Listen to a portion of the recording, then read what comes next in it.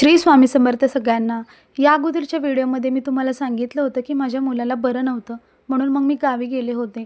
यावेळेस त्याचे मी एक सोडून 2 दवाखाने केले होते, पण त्याला म्हणावा असा फरक पडत नव्हता. म्हणून मग मी टेन्शनमध्ये होते. मग मला माझी आई म्हणाली की तू दवाखाना करते तो तू कंटिन्यू कर, पण त्यासोबत तू देवाचं पण कर.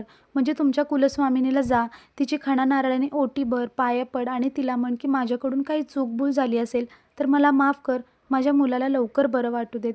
या अगोदर मी या देवीला बऱ्याच वेळा खरं गेले आहे, पण यावेळीचं जे दर्शन होतं ते अगदी मनापासून झालं. म्हणजे मला तिथे गेल्यावर माहिती नाही का आपण गहिवरूनच आलं. म्हणतात ना की दुःखात वेदनेत देवापुढे जोडलेले हात आणि प्रार्थना लवकर देवापुढे पोहोचते, हे मला खरंच यावेळेस जाणवलं. दर्शन आमचं खूप छान झालं. तिकडे खूप धुकं होतं बरं का. रस्त्यात अक्षरशः आम्हाला पुढच्या गाड्या पण दिसत नव्हत्या. लाईट लावली तरच गाडी दिसत होती. मग येताना आम्हाला भाजीपाला लागला पाचवडमध्ये. तिथे आम्ही भाजीपाला घेतला आणि त्या बाजारामध्ये मी फक्त फिरत होते. मी अशा वेळेस फक्त किमती काढते, जेणेकरून पुढची कधी खरेदी करेन त्यावेळेस मला किमतीचा अंदाज येतो.